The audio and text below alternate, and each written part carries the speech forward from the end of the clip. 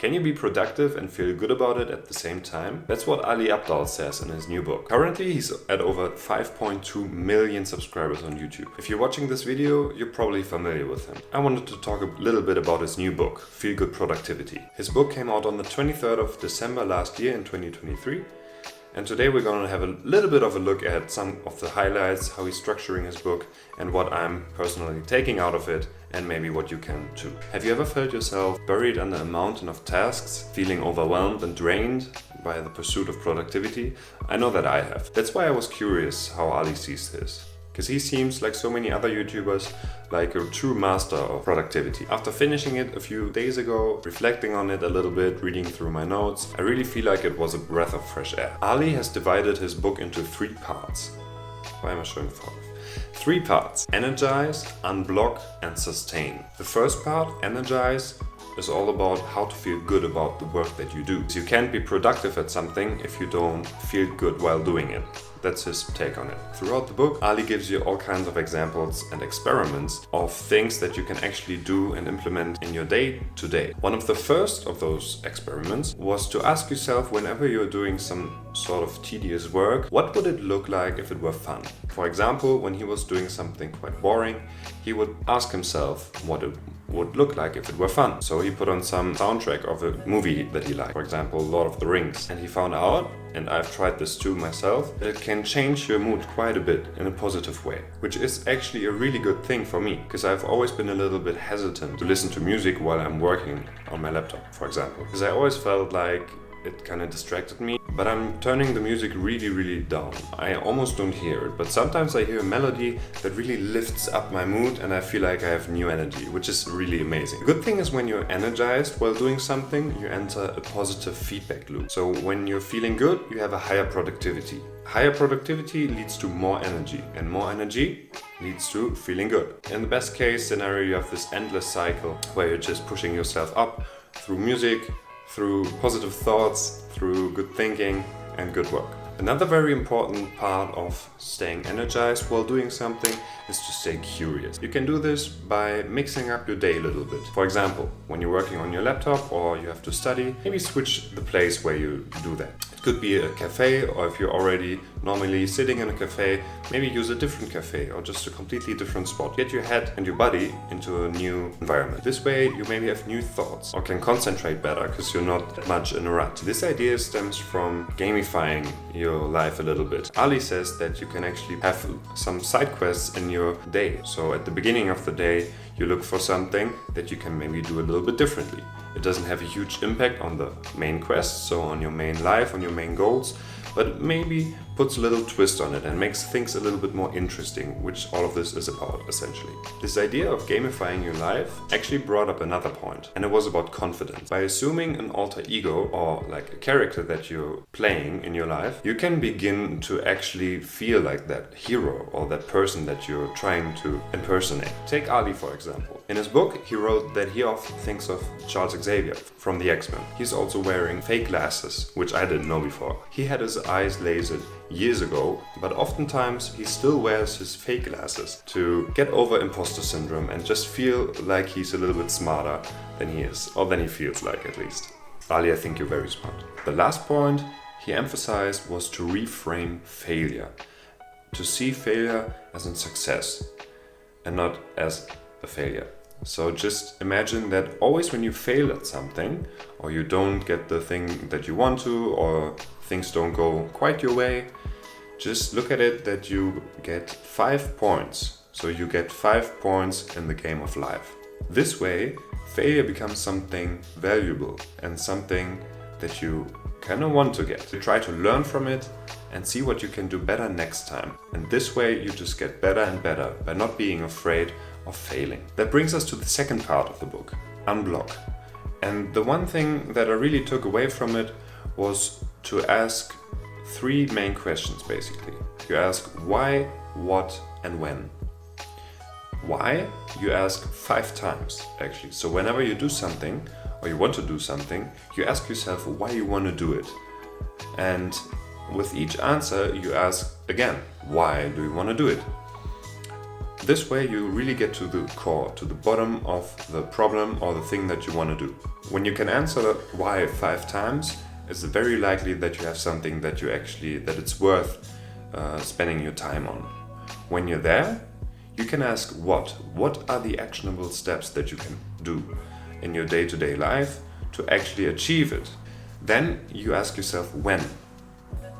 When are you gonna do the things that you set out to do or that you say that you want to do? It's easiest to actually sit down the evening before and plan the next day and really take a time slot for an hour or maybe even longer to just work on that one thing that you want.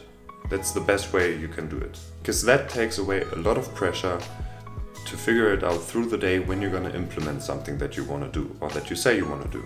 Another thing that I found really interesting was the 10-10-10 method. So whenever something bad happens in your life, you just ask yourself 3 questions again. Is this going to be important in 10 minutes? Is it going to be important in 10 weeks? And is it going to be important in 10 years? With something like a rejection from a date. So when you ask out a girl or a boy if they wanted to go out on a date with you and they reject you, this could be a huge collapse of your world. And if you ask yourself if it's going to be important in 10 minutes, it's going to be probably a big yes. In 10 weeks, it's not going to be that big of a deal anymore. And in 10 years, nobody's going to care about if you got rejected. So that really puts everything into perspective. Your whole life and the things that happen to you in one day. So just think about it and try to implement it. Another thing I found really interesting in the Unblock section was the spotlight effect. If you don't know what it is, it's basically that you go through your life thinking that everybody is looking at you. And you get so caught up with thinking about what other people think about you that you don't act like you would normally do. The thing is to understand here that everybody has this spotlight effect. Everybody thinks the world is evolving around them, which in conclusion means that everybody is looking at themselves, so nobody can actually look at you. That means essentially no one cares about you and no one cares about the things you do.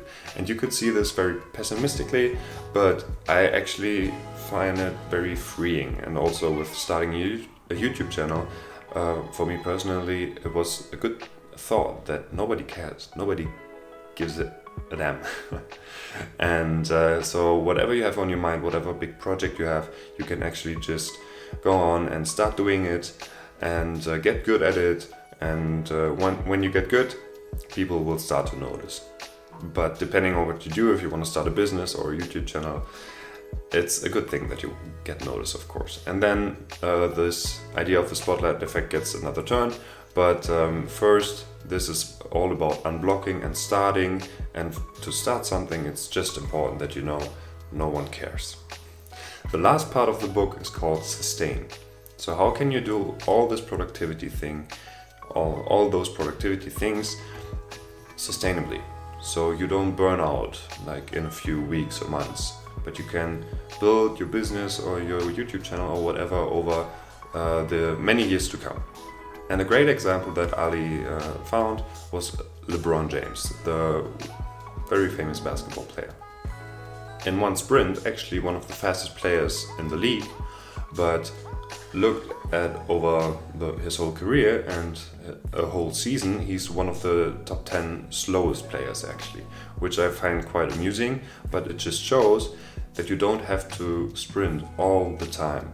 You can take your breaks, you can relax from time to time and then put a lot of effort in again if you want to achieve greatness. Ali often talks about periods of intensity, and that's something that applies to this as well. So you have to focus on things, but then you can also relax a little bit, gather some energy, and then you can give it your best again.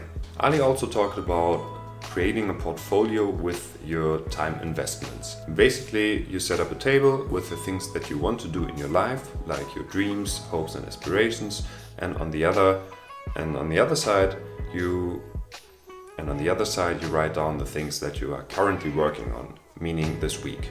By this, you can actually see how much time you're spending on the things you want to do and how much time you have left in your week. So if you want to start something new, normally that means that something you're doing right now should maybe go away. So you don't burn out and you don't do too much at once, and I think that's a really good strategy to implement in your life. The last aspect of this part of the book was the 12-month celebration.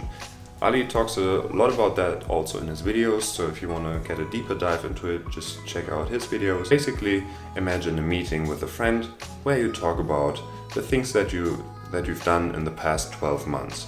And now you can write these goals down, the big ones, and break them down into smaller steps and actionable goals again, which you can do from day to day.